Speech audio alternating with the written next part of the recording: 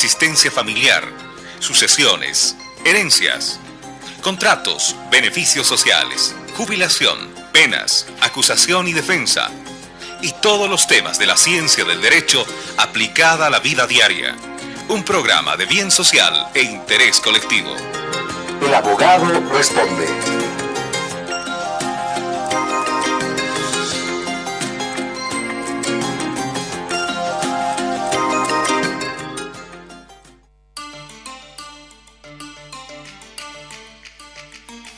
Día de Dios, ¿cómo estamos? Buen día de Dios, amigos, amigas, qué placer, qué gusto saludarles. Estamos nuevamente con ustedes en este espacio de sábado. Qué alegría realmente volver cada sábado. Esperamos con ansias encontrarnos y reencontrarnos con ustedes porque nos permite llegar a mucha gente, ¿no? Uno se siente afortunado cuando tiene este privilegio, es un privilegio el poder compartir con ustedes una hora en esta radio tan escuchada, tan sonada. Es la radio líder en informaciones, en amenidades, en cultura, en orientación. Y por eso uno se siente realmente muy complacido, privilegiado de poder estar y formar parte acá de Radio Global.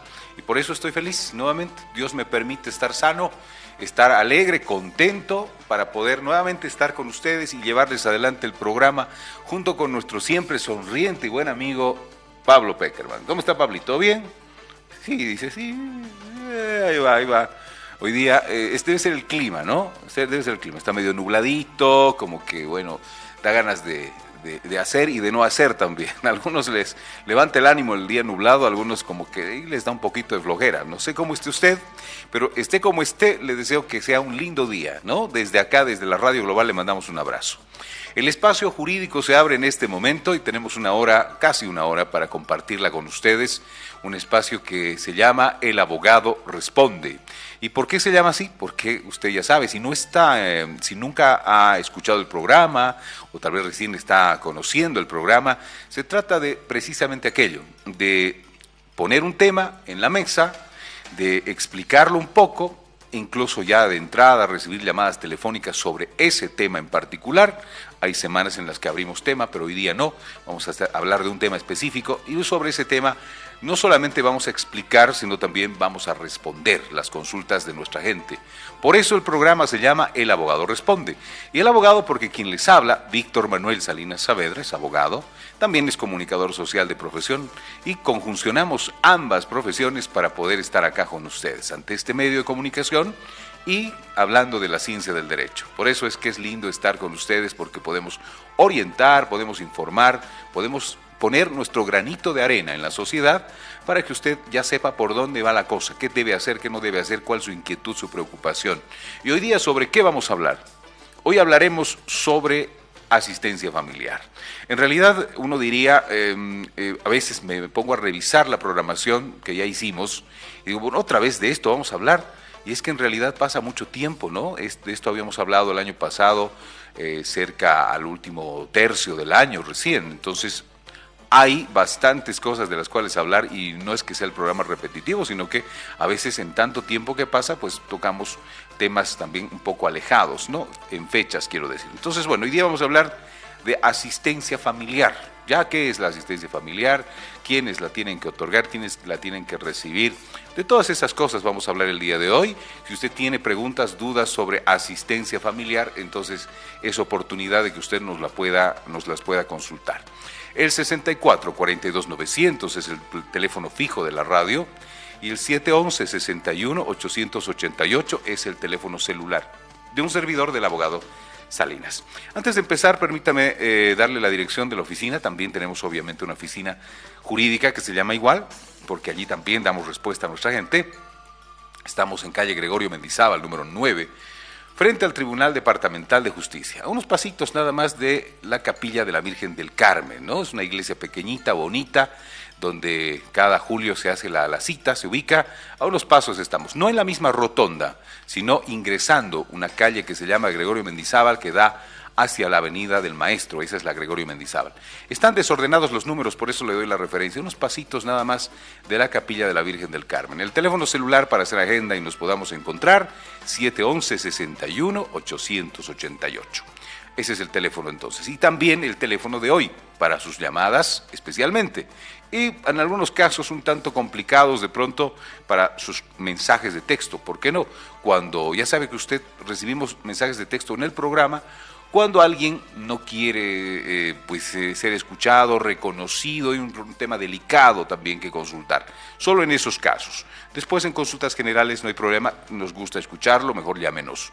Gracias querido Pablo por la dirección, a la gente que nos está viendo en el streaming, le puso en pantallas grandote la dirección y el teléfono de un servidor. Empecemos entonces, vamos a habilitar los teléfonos 64 42 900 y el 711 61 888.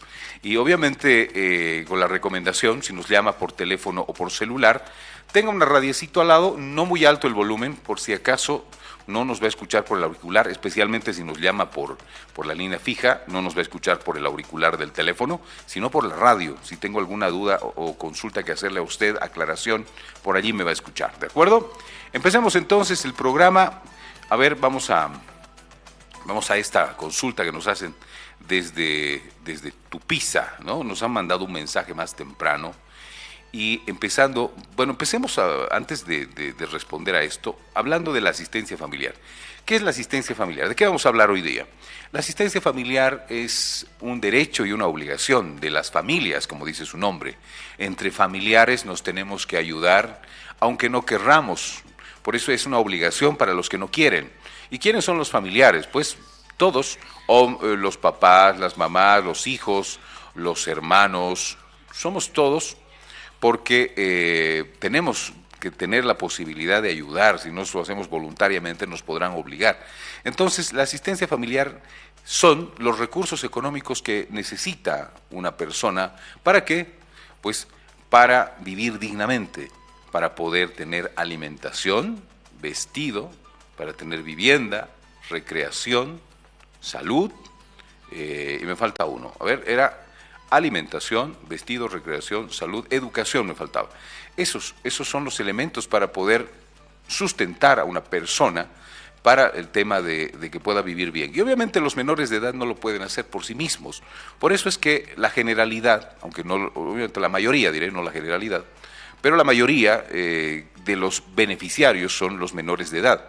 La asistencia familiar es obligatoria por parte de quien no la está dando voluntariamente hasta los 18 años. Es decir, que si alguien tiene un hijo, hasta los 18 años tendrá que sustentar sus gastos en lo que ya les había advertido. Porque no puede trabajar, porque está estudiando, está en edad de escolaridad y está en edad, pues obviamente, de crecer. Desde los 18 hasta los 25, la asistencia familiar es extensible, es decir, se puede extender hasta los 25, se puede, no debe. Una cosa es poder y otra cosa es deber.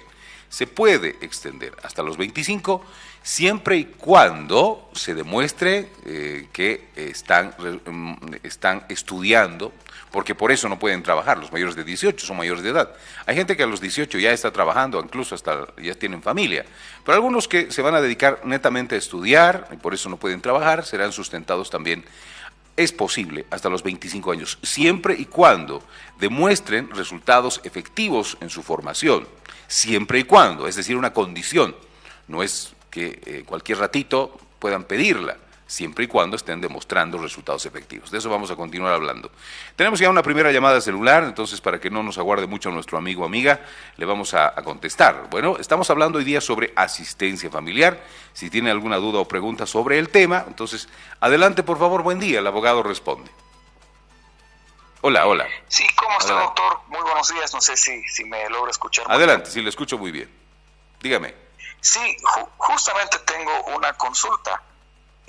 ¿Qué pasa con aquella persona, más que todo el padre, ¿no es cierto?, que no realizó, ¿no es cierto?, desde el año del niño, en este caso, hasta vamos a decirlo, sus 26 años, y no realizó ninguna asistencia familiar, pero sí existe un documento donde fijan aquellos años un monto, no recuerdo, pero es un monto bajísimo, que tengo entendido que ha ido en el transcurso de los tiempos subiendo.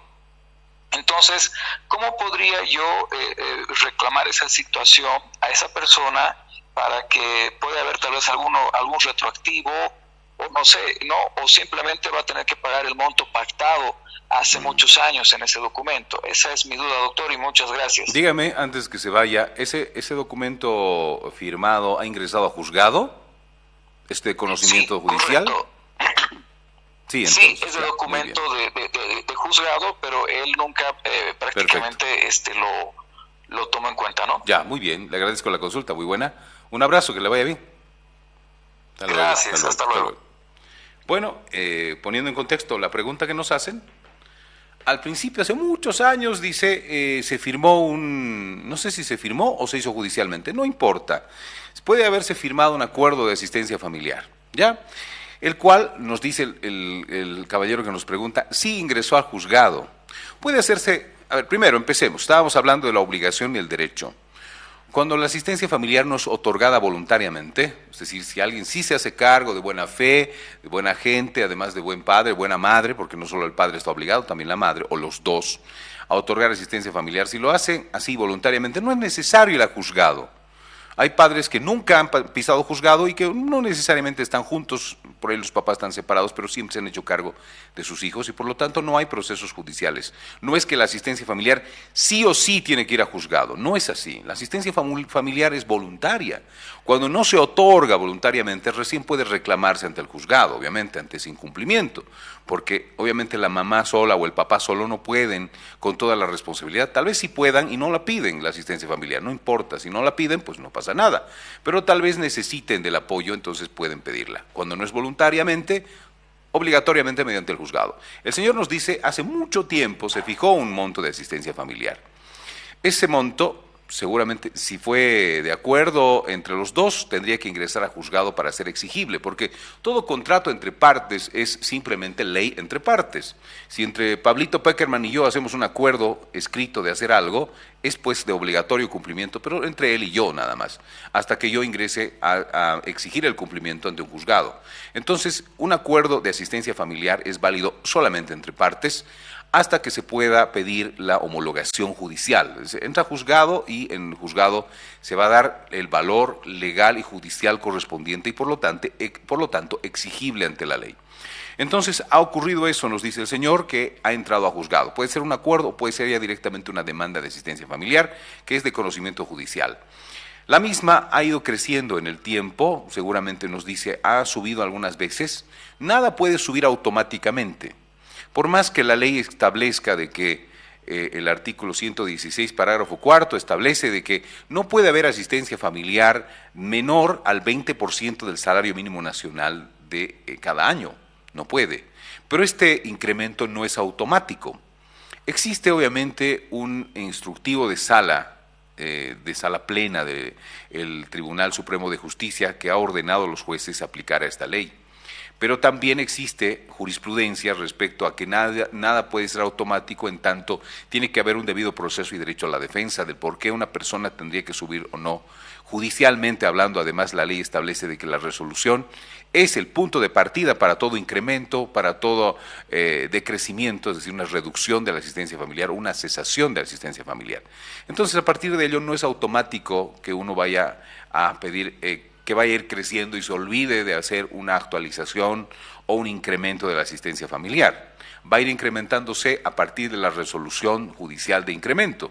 Entonces el señor nos dice, muy poquito fue esa época cuando se fijó la asistencia familiar y creo que fue creciendo en el tiempo. Seguramente hicieron algunos trámites, es decir, algún incidente de incremento de asistencia familiar, que es como una nueva demanda dentro de la anterior.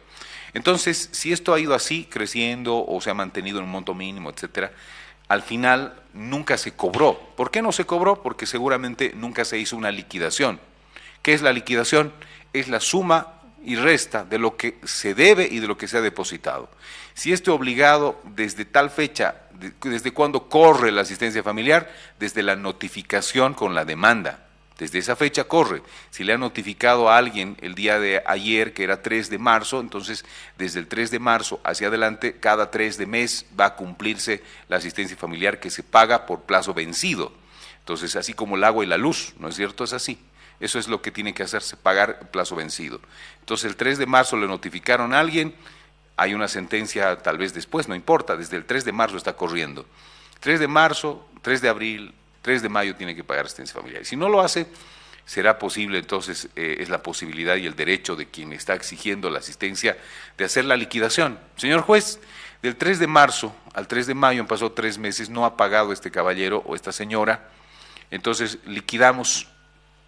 Se revisa el sistema Salomón Pro, el actual, que es el sistema computarizado que tiene depósitos judiciales para este tema de asistencia familiar, o se pide tal vez una cuenta bancaria exclusiva para ello y se hace ahí el requerimiento de cuánto se ha pagado y cuánto se debe.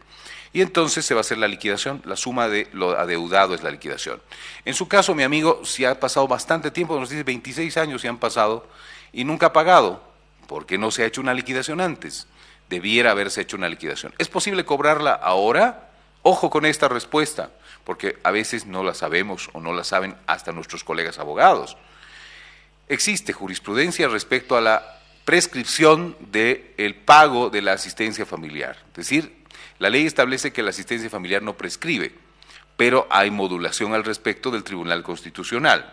Establece que la asistencia familiar prescribe cuando, una vez los mayores de edad no han hecho la liquidación correspondiente o habiéndola hecho no han cobrado después de 5 años de haber adquirido la mayoría de edad, entonces esa asistencia familiar prescribe. ¿Qué es la prescripción? Es pues la extinción del derecho de poderla cobrar. Entonces, mi amigo, usted hasta los 18 años, si es beneficiario, o sus representantes, su mamá, antes de ello, debiera haber hecho una liquidación y debiera estar pendiente y haberla cobrado después de los 5 años. Si después de la mayoría de edad uno no ha cobrado la asistencia familiar, entonces la misma prescribe, porque se considera que ya es una deuda, porque obviamente la asistencia familiar no es para ahorrarla, no es para tenerla 5, 10, 15, 20 años guardada y no pedirla, no cobrarla. Es para las necesidades permanentes, habituales, recurrentes del menor de edad cada mes. Entonces no consideren la asistencia familiar como una caja de ahorros y después de tantos años, de 26 años, voy a tratar de cobrarla. Entonces habrá que ver si se hizo una liquidación, no se hizo, si se quiso cobrar, no se quiso cobrar, cuándo fue la liquidación y si ahora quieren hacerla, pues es muy probable que si es que no, obviamente el juez de oficio no les va a negar la liquidación a los 26 años, pero la otra parte, si está bien asesorada, puede plantear una excepción de prescripción y listo, pues es muy probable que se acomode a esa prescripción y usted ya no pueda cobrar todo lo acumulado por muy mínimo que sea a lo largo de los años en la suma, ¿de acuerdo? Entonces hay que ver eso, papeles, hay que ver el expediente, cuándo fue que se adquirió la mayoría de edad, cuándo se hizo la liquidación, cuándo debiera haberse cobrado y si pasaron mucho tiempo. Igual hay que plantearla de pronto la liquidación, pero dependerá de la otra parte si está bien asesorado para ver si plantea una excepción de prescripción de la asistencia familiar o no y si corresponde a la misma. Bueno, es la respuesta para usted, mi estimado amigo. Siguiendo en el programa y en el desarrollo, antes de la consulta por teléfono, nos estábamos refiriendo a un mensaje de texto desde Tupiza, y decía, el año pasado salió la liquidación de asistencia familiar de mi hija con orden de apremio, dice, bueno, enseguida vamos a leer. Ya saben que vamos a priorizar las llamadas telefónicas siempre, entonces los mensajes de texto los vamos a dejar para más tarde si es que nos da el tiempo. Entonces mejor si nos llama, ¿no? Tenemos una llamada a propósito al celular. No se olviden, el teléfono fijo también está habilitado. 64-42-900. Pero vamos al celular de un servidor del abogado Responde, que es el 711-61-888. Buen día de Dios, adelante, le escucho. Hola. Aló, buen día. Buenos días. Adelante, le escucho. Buen día, disculpe una consulta sobre liquidación. Ya. Resulta que mi esposo no tiene un hijo con su primera esposa. Él ya es mayor de edad, tiene 26 años. Ya. Entonces, su hijo se vino a vivir con mi esposo, ¿no? Y ahora se niega todo eso y la única prueba que tiene mi esposo es las facturas de la universidad. No sé si eso es posible que se pueda considerar o no. Muy bien. Gracias por su consulta. Le agradezco. Un abrazo. Pero, Le vaya bien. A ver, poniendo en contexto, su esposo, el esposo de la señora que nos acaba de llamar, nos dice, un hijo de su primer matrimonio, del cual estaba obligado a pagar asistencia familiar. Pero resulta que en el transcurso del tiempo, no sé, no le pregunté cuándo, pero volvió a vivir con él. Es decir, no era el obligado de pasar asistencia familiar, bueno, el obligado, si estaba obligado judicialmente. Ya le dije, todo lo que se hace judicialmente tiene que cambiar judicialmente también. Si hay un obligado a pagar asistencia familiar porque no está viviendo con uno, y el menor de edad, o mayor de edad en este caso, porque nos dice ya tiene 26, entonces ha vuelto al seno paterno, en este caso del obligado a pagar asistencia familiar, y no se hace conocer esa situación, para el juzgado el obligado sigue siendo obligado, es decir, no ha vuelto a la vida con él, sigue siendo el que tiene que sostenerlo mediante un aporte económico, ¿no? Entonces, ¿qué hay que hacer? Recomendación. Enseguida le respondo, pues porque obviamente la pregunta es, ¿y ahora qué hacemos? El hijo se está negando que hubiera vuelto a vivir con él y por lo tanto el papá no depositó asistencia familiar. Si está viviendo conmigo, no puedo seguir depositando asistencia familiar, pues está conmigo, ¿no es cierto? Pero esto no lo hizo conocer judicialmente. Entonces, la asistencia familiar ha seguido corriendo. Entonces, es importante y recomendable para ustedes, amigos, que cuando ocurran estas cosas, planteen y hagan conocer al juzgado. Cesación por volver a la vida en común, por ejemplo, ya no estamos separados los padres, estamos volviendo a vivir juntos, entonces no corresponde que yo asuma la asistencia familiar porque estamos volviendo a la vida en común y entonces patrimonio familiar nomás, los gastos los vamos a hacer los dos comúnmente. Entonces hay que hacer conocer los retornos a la vida en común, el tema del cambio de guarda también, por ahí un menor de edad que está en guarda de la mamá por razones de trabajo, de salud, de cualquier cosa, vuelve a la vida con el papá, hay que plantear la cesación porque esto no corresponde, cambio de guarda tal vez, en fin, hay que asesorarse bien con su abogado de confianza. En este caso nos dice, el obligado tenía una deuda a pagar por su hijo durante todo ese tiempo, pero él volvió a vivir con él. Entonces, por eso el papá dijo, bueno, está viviendo conmigo, ya no voy a pagar asistencia familiar, obviamente porque está viviendo conmigo. Y resulta que ahora, llegado el momento, se está tratando de hacer una liquidación por todo ese tiempo, desconociendo que él hubiera vuelto a la vida con el papá. Habrá entonces que plantearse ahí un incidente de alguna manera para poder tratar de demostrar en principio de la verdad material de que efectivamente el hijo volvió a la vida con el padre y que el padre no pagó la asistencia familiar porque estaba viviendo con el hijo. Entonces podrá plantearse pues algún proceso de esa naturaleza. Pero bueno, miren, en este caso yo les quiero ser muy franco, el proceso de liquidación no es un proceso ordinario, extraordinario, de resolución inmediata, no es un nuevo proceso, es una ejecución de sentencia. Es decir, que la liquidación va a ir a ejecutar lo que ha dicho una sentencia, y la sentencia ha establecido un monto a pagar, eso se va a ir a ejecutar. No es que en una liquidación se puedan plantear pruebas, se puedan plantear esto, aquello, no.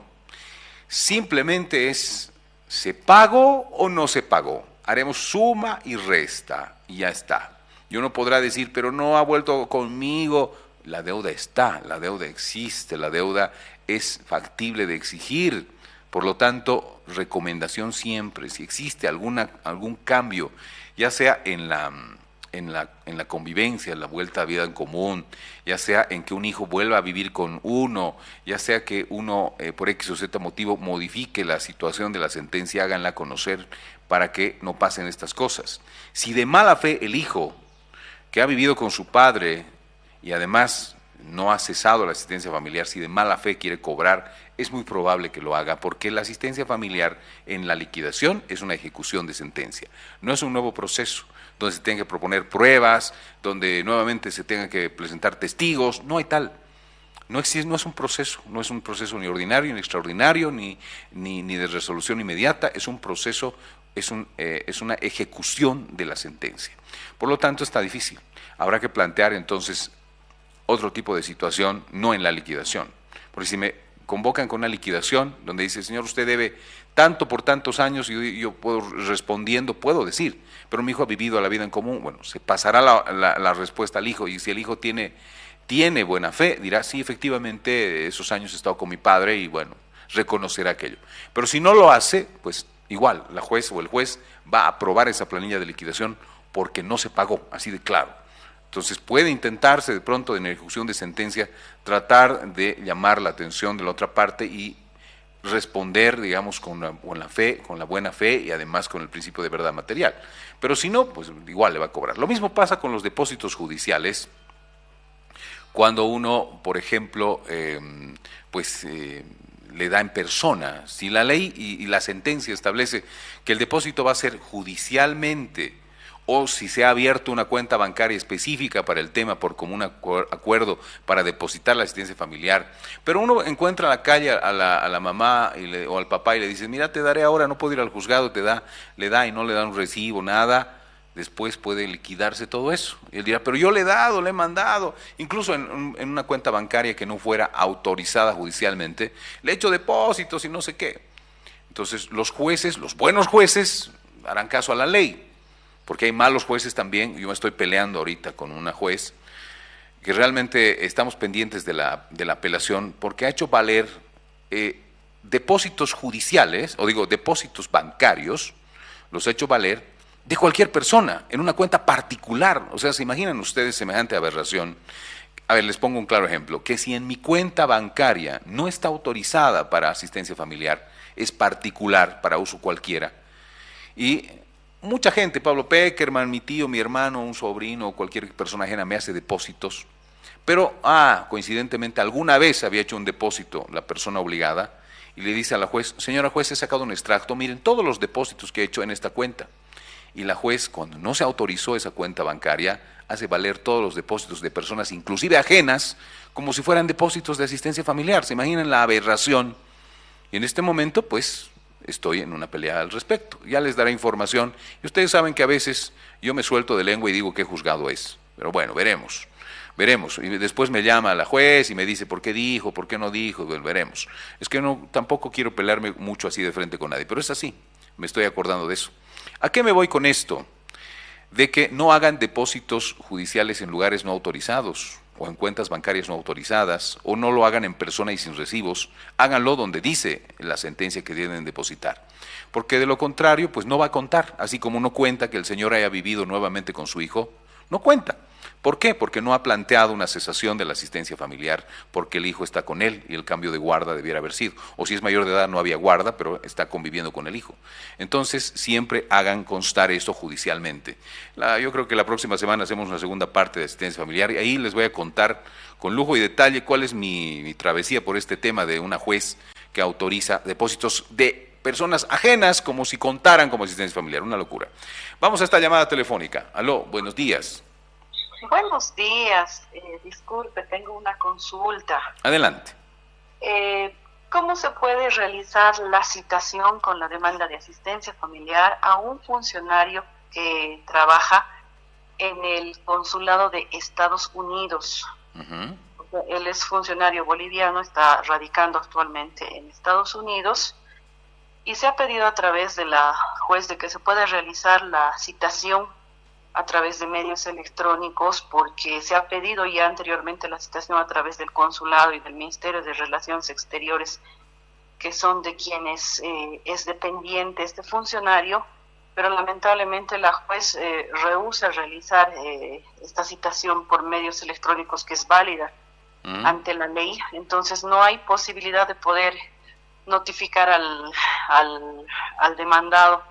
Peor aún, ¿no? O sea, vamos dilatando más el proceso y la juez, en lugar de poder coadyuvar a la citación y dar de alguna forma de conocer al demandado con la citación, rechaza cualquier apelación que se hubiese, cualquier reposición que se hubiese realizado ante los decretos que he emitido, pero no, y continúa, ¿no?, enviando notificaciones hasta el Ministerio de Relaciones Exteriores, obviamente ocasionando daños económicos a la demandante, porque usted sabe cómo es tener que estar llevando una comisión, que hacer notificar que vuelva mañana, que con el oficial que no está hoy día, que vuelva. Dígame. Es realmente un trajín, ¿no? Escúcheme, ¿se han pedido publicación por edictos? No, porque como tenemos el domicilio conocido del demandado, sabemos que él es actualmente funcionario del consulado de Estados Unidos. Bueno, Gracias por su consulta, le respondo, muy amable. Bien, Hasta gracias. luego. Bueno, a ver, hay una cosa importante acá. Yo creo que ha habido un error ahí, desde mi punto de vista. ¿Por qué razón? El domicilio conocido, o sea, ¿qué dice la ley? La ley dice que tiene que demandar o tiene que notificarse con la demanda al obligado, en este caso de asistencia familiar, en su domicilio, sea real o laboral, ¿no? Pero también existe la posibilidad de que no tenga un domicilio conocido en Bolivia.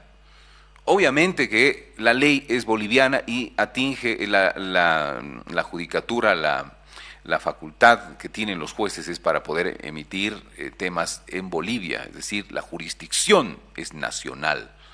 Cuando se trata de direcciones en el extranjero, obviamente para ciertos casos y ciertas materias es necesario hacerlo vía Cancillería, para ciertas materias, como laborales, todo lo que tenga, inclusive hasta las laborales de pronto no sería tan necesario, en tanto existen dos figuras de interés social, se llaman, que son privilegiadas. Estas son el tema de seguridad social, derecho laboral y el tema de asistencia familiar, el tema familiar, porque están en juego los intereses superiores de personas vulnerables, en este caso los niños. Entonces, es un formalismo el hecho de que uno, conociendo el domicilio en el extranjero, tenga que buscarlo en el extranjero. O sea que vamos a ir hasta Manhattan, el edificio número 2, vamos a tocar el ascensor tanto. Eso es pues imposible. Está poniéndose en vulneración el interés superior del menor, porque si se está dilatando la notificación por este tema, pues hay un menor de edad que necesita un resguardo, necesita un apoyo económico, entonces no es correcto. Lo que debiera hacerse en este caso es haberse planteado ante el CERECI y ante el CEGIP el domicilio de esta persona, de este ciudadano, en Bolivia. Ante la inexistencia, el desconocimiento de este domicilio o ante la existencia del mismo, haber ido a notificar a ese domicilio que está registrado como ciudadano, porque para eso está el padrón electoral, registra el domicilio ciudadano en Bolivia.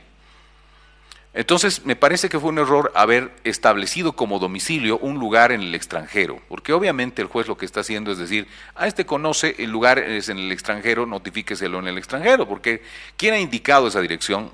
La persona que supuestamente sabía dónde vive, pero en el extranjero, en Estados Unidos, se imagina. No vamos a ir al oficial de diligencias o vía comisión enviar esto hasta Estados Unidos, es bien complicado.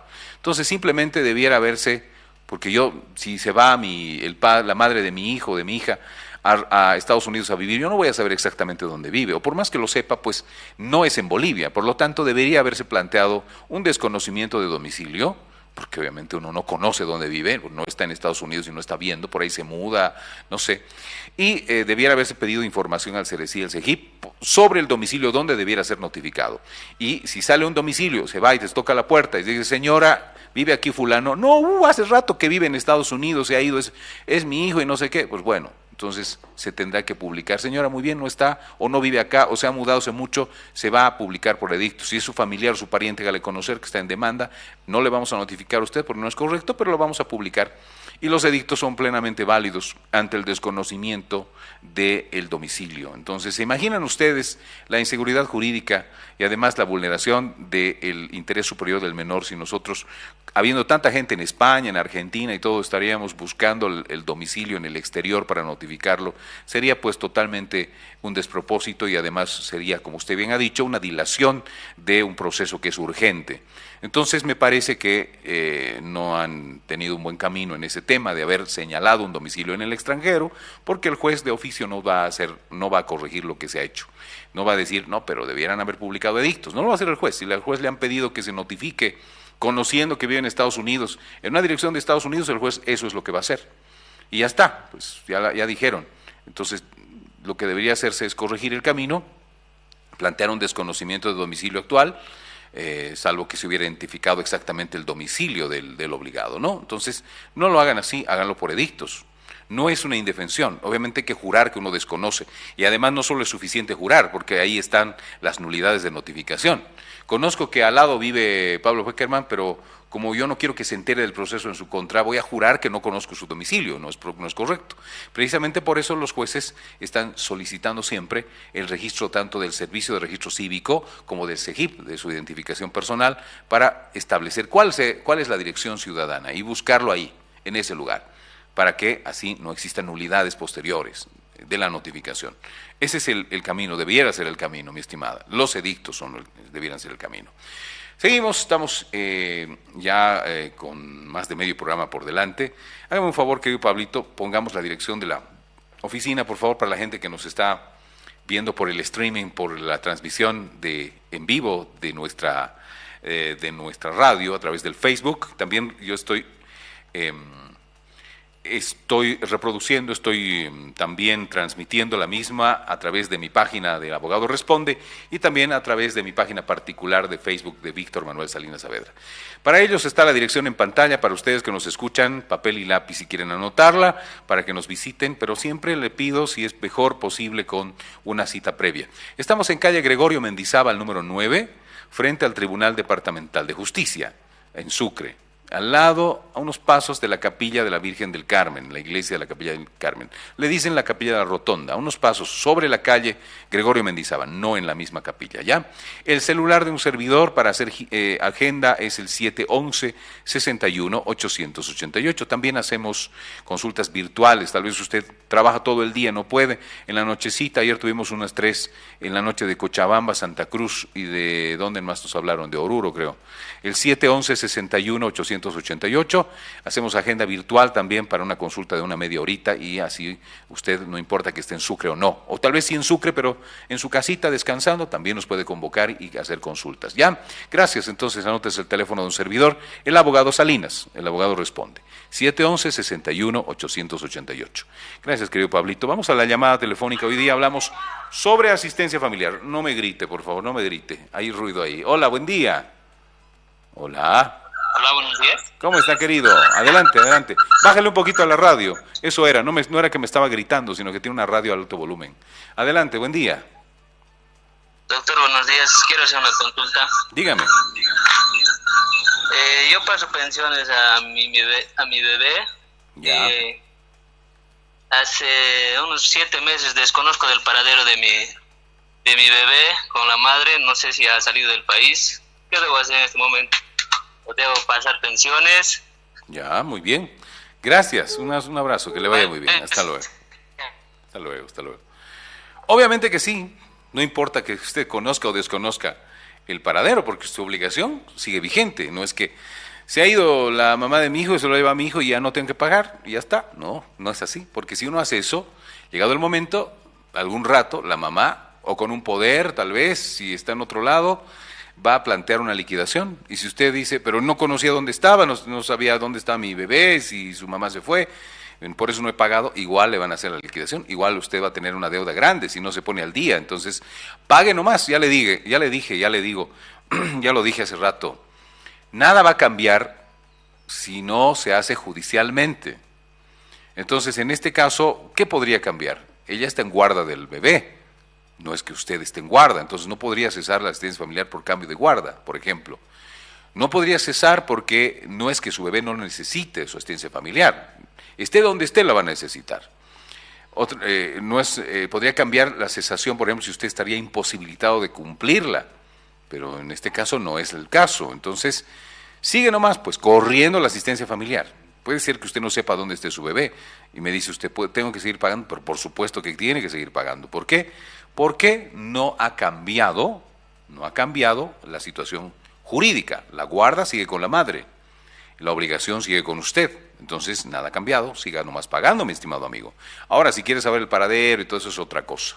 Puede usted plantear entonces una situación judicial para investigar qué pasó, cuándo salió, por dónde salió, establecer este tema, no sé, alguna cosa que, si es que su interés, el poder saber dónde está su bebé. Pero es otra cosa, su obligación continúa en la asistencia familiar.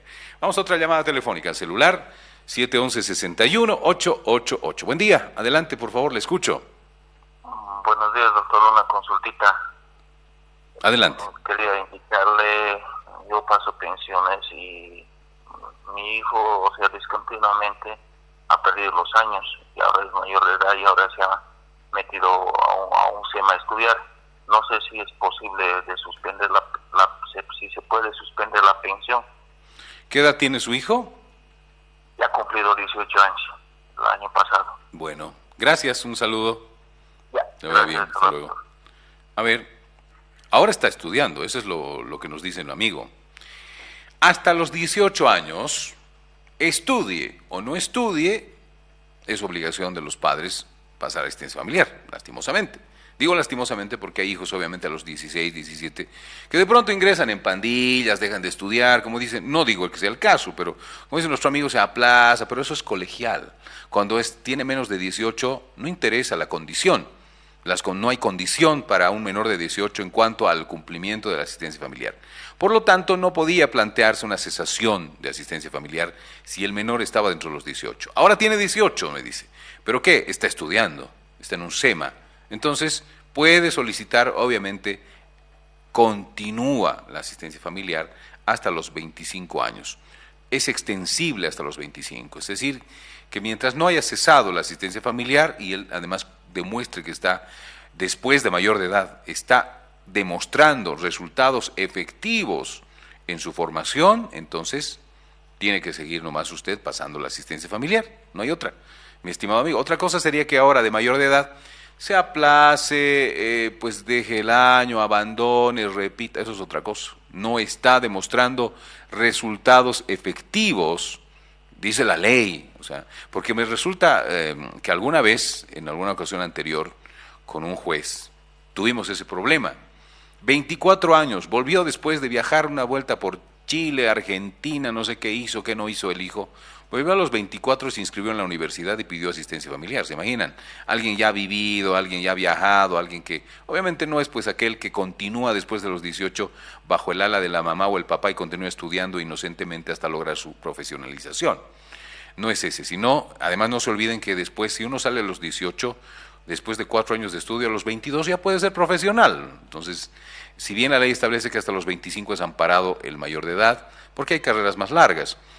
Pero se imaginan ustedes, en ese caso que les comento, volvió a los 24, se inscribió a una universidad y dijo, pásenme asistencia familiar, ya todo un mayorcito, ¿no? Y le planteamos a la juez de que efectivamente no hubo una continuidad. La ley dice es extendible, la extensión no puede tener interrupciones. Una extensión, por ejemplo, eléctrica, no puede estar pues cortada, ¿no es cierto?, haciendo una analogía.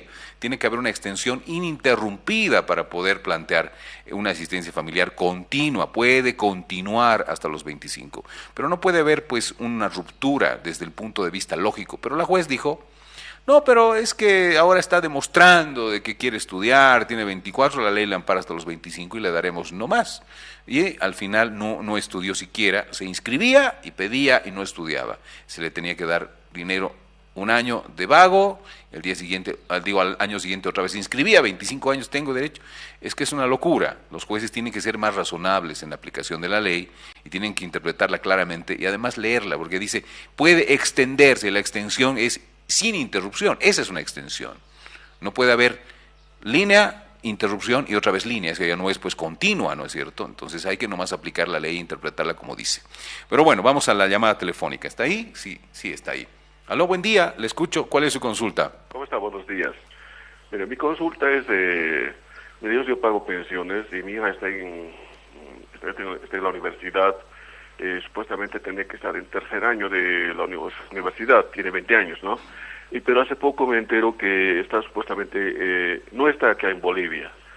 Y en este caso, no sé, mi pregunta es, ¿tengo que seguir pasando pensiones? Porque a lo que tengo entendido, o sea, llegar a sacar conclusiones y investigarlo, o sea, no está estudiándome. Ya, muy bien. Le agradezco su consulta, muy amable. Hola. Hasta luego. Bueno, lo que decía hace rato, la asistencia familiar puede extenderse, es extensible hasta los 25 años, siempre y cuando se demuestren resultados efectivos. Eso dice la ley, no lo digo yo. Entonces, hay que estudiar, pues. Si uno va a pedir después de los 18, a los 18 hay gente, a los 19 hay gente ya hecha y derecha, con trabajo, familia y todo. Pero si alguien va a seguir estudiando y todavía está bajo el seno materno, paterno, pues muestre resultados efectivos. ¿Por qué no estoy trabajando para sostenerme? ¿Por qué necesito del apoyo de mi familia, de mi papá o de mi mamá o de los dos? ¿Por qué no puedo trabajar? Porque todo el día estoy estudiando y por lo tanto estoy pues teniendo buenas notas, estoy aprobando mis cursos. Por eso se le da asistencia familiar a un mayor de 18, ¿no? Entonces no es así nomás de que me inscribo y estoy inscrito, ¿no? Y me tienen que dar porque estoy inscrito y ya está, no es así. Tienen que demostrar resultados efectivos. Si esta persona no está estudiando, entonces usted lo que tiene que hacer es plantear una cesación de la asistencia familiar. No es automática, ya le dije, le repito, todo judicialmente establecido tiene que modificarse también judicialmente. Entonces, si usted no hace una cesación y está pasando los 25, 26 años, sigue corriendo la asistencia familiar, tal vez la necesita todavía, pese a la ley. Entonces, se establece que la cesación, dice la ley claramente, que va a cesar la asistencia familiar a partir de la resolución judicial. Entonces, si no está estudiando alguien mayor de edad, o si se ha pasado los 25 años igual, o está llegando a los 25, o ha cumplido 25, planteen la cesación de asistencia familiar. De esa forma no va a haber ya la obligación y no va a seguir corriendo. Después le van a hacer la liquidación hasta el día de la resolución judicial, y eso tal vez es incluso hasta después de los 25 años. Entonces no se arriesgue, asesórese bien judicialmente. Vamos a esta llamada telefónica, creo que va a ser la penúltima. Aló, buen día de Dios, le escucho. Hola. Creo que no, ¿no? Hola, sí, adelante. Mira, mi consulta es, mira, yo estoy pasando pensiones, mi hija ya tiene 20 años, está en tercer año, supuestamente está en tercer año, pero hace poco me entero que no ha cursado ni el primer curso de la universidad. O sea, bueno, a mí me estaba pidiendo, me estaba presionando para que le pague la pensión. Bueno, pero ahora me entero que ni siquiera había cursado el primer curso, y es más, no está acá en Bolivia. Ya me consultó, pero no. Sí. Esa es mi duda. Sí, le agradezco, le acabo de responder, por eso es que no está en audiencia de la radio. Acabo de responderle, mi estimado amigo. Me está volviendo a consultar, ya le había respondido y escuchado. Un abrazo. Le vuelvo a decir, planteé la cesación de la asistencia familiar. Vamos a esta llamada que es la última, porque no sé qué pasó con nuestro amigo que nos preguntó 2 veces cuando ya le habíamos respondido. A ver, adelante, buen día, le escucho. Sí, buen día. Tengo una preguntita. Yo soy una abuelita de un muchacho que mi hijo pasa pensión. Mi hijo es transportista, no es de la movilidad, es de sus papás. Y la mamá del chico le ha hecho para que le descuenten directamente de Francesa. Él no es funcionario de Francesa. Él lleva cargas, claro, por el hecho que depositan ahí. Le han hecho el descuento, le han descontado así en uno, digamos, el flete de Santa Cruz, de Tarija, así en uno han ido descontando.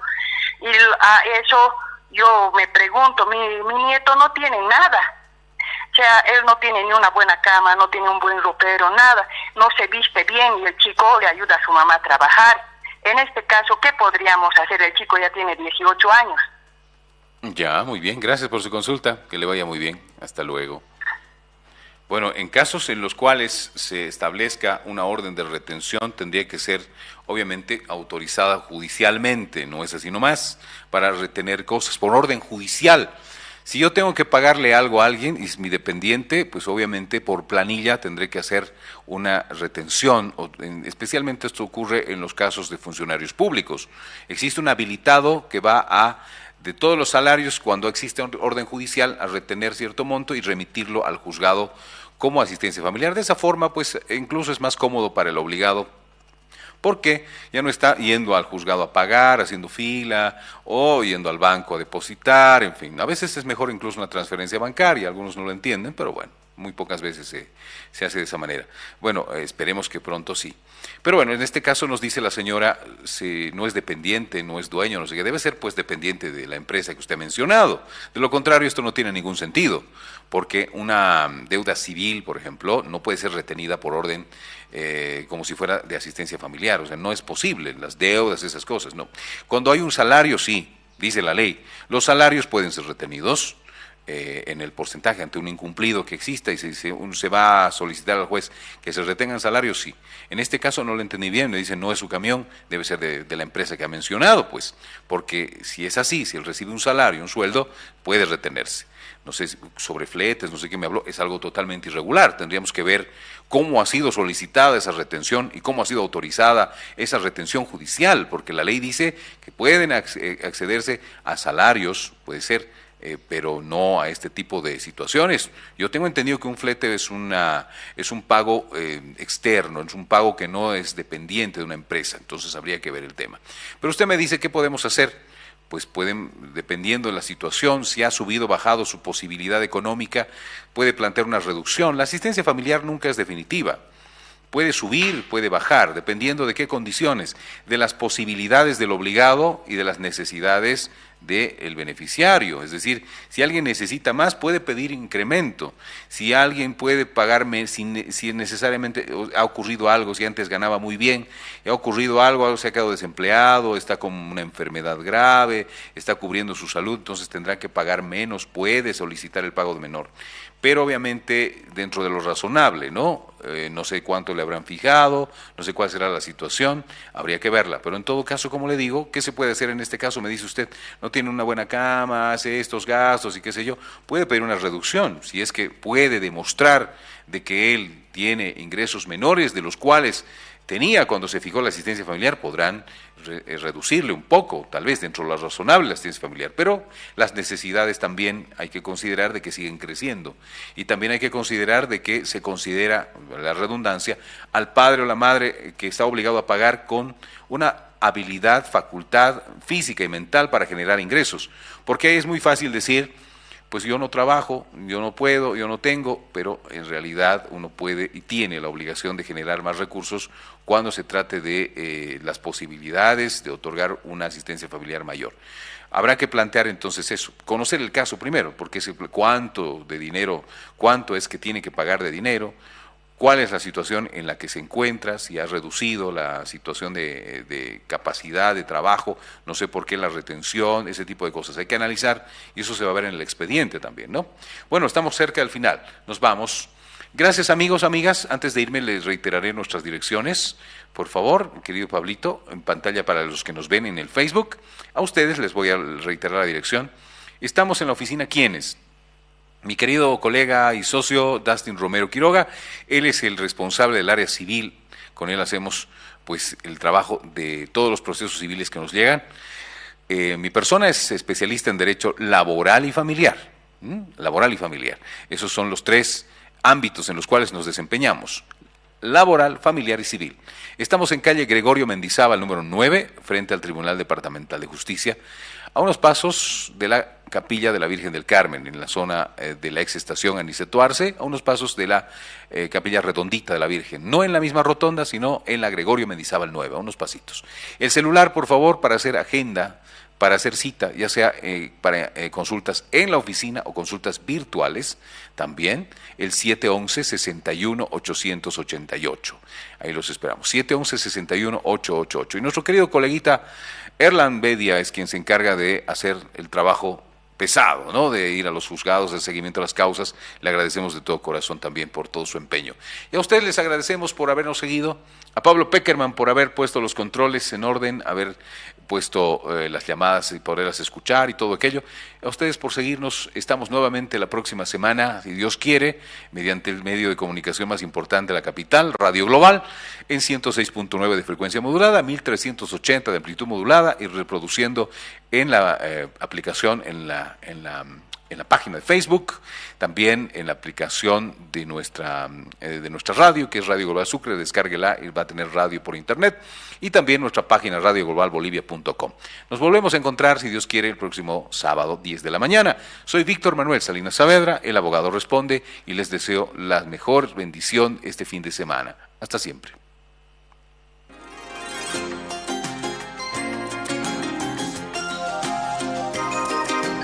El abogado responde.